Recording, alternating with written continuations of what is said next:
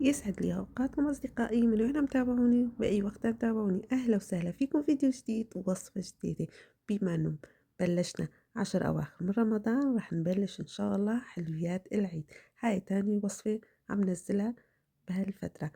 وصفتنا اليوم بسكويت من النبك أو كوكيز النبكي بطريقة سهلة بطعم الجوز الهند، طريقة بسيطة. إذا أول مرة تشوفوا قناتي أنا أم رامان، بقدم وصفات سهلة وبسيطة وبشرح كتير بسيط. وإذا مو مشتركين فضلا وليس أمرا اشتراك في القناة حتى يوصلكم كل الإشعارات. ونقول بسم الله ونبلش بالمقادير وطريقة التحضير. بيلزمنا أول شي حبتين من البيض يكون درجة حرارة الغرفة، وكاسة وربع من السكر مثل ما انتم شايفين. راح نستعمل هاي الكاسة السفري البلاستيك أو الورقي. كاسة وربع من السكر راح نضيف عليها ظرفين من الفانيليا، ونبلش نخلط المكونات حتى يختفي معنا السكر. ممكن تستعملي كمية السكر حتى كاسة واحدة، أنا حبيت يكون فيها طعم السكر شوية أكتر لهي ضفت كاسة وربع.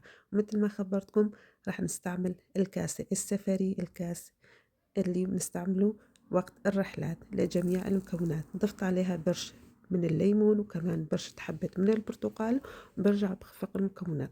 وراح نضيف عليها نصف كاسة من عصير البرتقال. نفس الكاسة راح نستعمل لجميع المكونات مثل ما خبرتكم. ضفت عليها نصف كاسة من عصير البرتقال، وكمان بلشت أخفق المكونات مثل ما انتم شايفين. كل ما بضيف المكون برجع بخفقها. ممكن تستعملي خفاقة الكهربائية أو بالخلاط مثل ما بدكم. وراح نضيف كمان نصف كاسة من اللبن اللي هو الزبادي، وبرجع بخفقه مرة تانية مثل ما خبرتكم. وهلأ راح نضيف كاسة من الزبدة والسمنة مع بعض، يعني نصف كوب أو نصف كاسة كان السمنة ونصف كاسة من الزبدة. وكل ما كانت طعمة السمنة والزبدة طيبة كل ما بيطلع طعم البسكوت أطيب.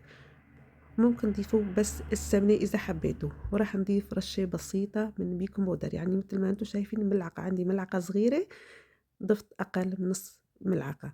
وراح نضيف هلأ كوبين من الجوز الهند، وراح نضيف 5 أكواب من الطحين، طحين متعدد استعمالات. يعني مع بيت الطحين مثل ما بتشوفوها راسة ممسوحة. ضفت 5 أكواب من الطحين ونلم العجينة حسب نوع الطحين. يمكن تاخدوا 5 أكواب وربع، 5 أكواب ونصف، أو 5 أكواب. أهم شيء العجينة ما يكون ناشفة حتى طعم البسكوت يكون طيبة. وأكيد مثل العادة راح أكتب المكونات بصندوق الوصف تحت الفيديو إن شاء الله. مثل ما أنتم شايفين عم لم العجينة، ما نبالغ، دايما خبركم بالحلويات ما نبالغ بالعجن. راح نضيف رشة بسيطة من الطحين ونشوف قوامها. تقريبا أخذ مني 5 أكواب ونصف من الطحين، طحين متعدد استعمالات. انتبهوا إذا شفتوا العجينة طرية مو مشكلة، رح نخليها ترتاح تقريبا 20 دقيقة، وبعدها بنشوف القوامة. ما شاء الله عجينتي ممتازة مثل ما انتم شايفين طرية. رح نغطيها واتركها على الطرف تقريبا من ربع ساعة ل20 دقيقة، وبعدها رح نبلش نشكلها. طبعا التشكيل اختياري، أي نوع قالب متوفر عندك ممكن تشكليها. وأنا حبيت أغمس العجينة أول شي بجوز الهند، وهاي خطوة اختيارية ممكن تستغني عنها. وعندي هالقوالب مثل ما خبرتكم، أي نوع قالب متوفر، حتى القالب الكبس أو قالب البسكوت القديم اللي كنا بنستعملها للحلويات ممكن تستعمليها. يعني مو شرط يكون نفس القوالب، أي نوع متوفر ممكن تستعمليها. عملت شكل الكرات وغمستها بالجوز الهند، ومثل ما خبرتكم اختياري ممكن تستغنوا عنه. وبعدين ما شاء الله شايفين الشكل كتير حلو. طبعا بهالأثناء الفرن يكون حامي على درجة حرارة 180 من فوق تحت. دايما بخبركم الأهم شي الفرن يكون حامي قبل ما نستعمله.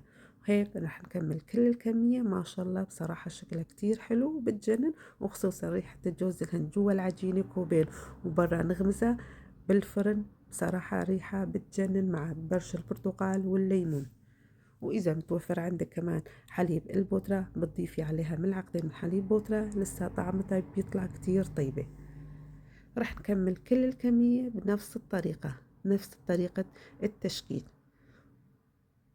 طبعا استعملت ورق الزبدة بالصينية. مو متوفر عندك ورق الزبدة مو مشكلة، بتدهنيها دهنة بسيطة من الزيت بياخد نفس النتيجة النهائية.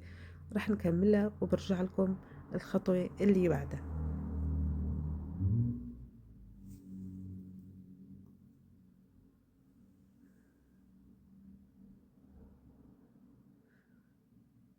والشكل الثالث كمان مثل ما انتم شايفين حبيت أشكلهم تشكيلة متنوعة، يعني أشكال مختلفة حتى نشوف مع بعض النتيجة.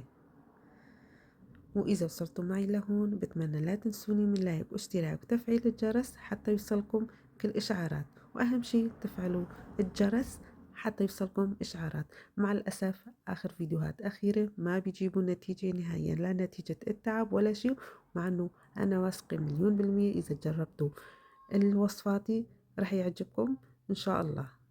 وهاي كمان بدون ما أغمزها بجوز الهند مثل ما انتم شايفين. وهاي التشكيلة الثالثة بصراحة ما حبيتها كتير، بس حبيت أجربها بما إنه القوالب جديدة كان عندي، حبيت أجربها. أهم شي البيكنج بودر ما تضيفوا كمية كتيرة حتى ما يختفي التشكيلة أو حتى ما يخرب معكم الرسمة. هلا مدخلها على الفرن تقريبا بياخد منكم من 12 لربع ساعة حسب فرن كل ست بيت، بدكم تنتبهوا. وهذا شكلها النهائي، ما شاء الله الريحة بتجنن. هاي بدون جوز الهند، شايفين شكلها كتير حلو، مع جوز الهند كمان أخدوا احمرار الحلو. هلأ رح ندهن الوجه. أهم شي السمنة يكون سمنة الحيواني أو العربي بيعطي طعم كتير طيب، وطبعا هاي خطوة اختيارية. بندهنها بالفرشاية دهنة بسيطة بالسمن العربي أو الحيواني، ونغطيها تقريبا دقيقتين 3 دقايق، وبعدها بنشوف النتيجة. مثل ما خبرتكم لما بدهنها، هاي خطوة اختيارية ممكن تستغنوا عنها. ما شاء الله الطعمة والريحة بتجنن. كل ما كانت نوعية السمنة والزبدة ممتازة كل ما بتاخدوا نتيجة ممتازة.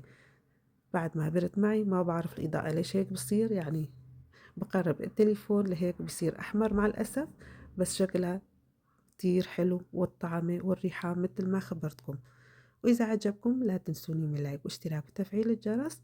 وهلا نقول بسم الله ونشوفها. ما شاء الله طرية بتدوب بالتم ذوبان مع كاسة الشاي أو فنجان قهوة بما نقرب العيد. يا سلام، سهلة وبسيطة وما بياخد وقت. هيك وصلنا نهاية الفيديو، إن شاء الله يعجبكم، شيروا لأكبر عدد حتى كل يستفيد، وأشوفكم بالخير بفيديوهات الجاي.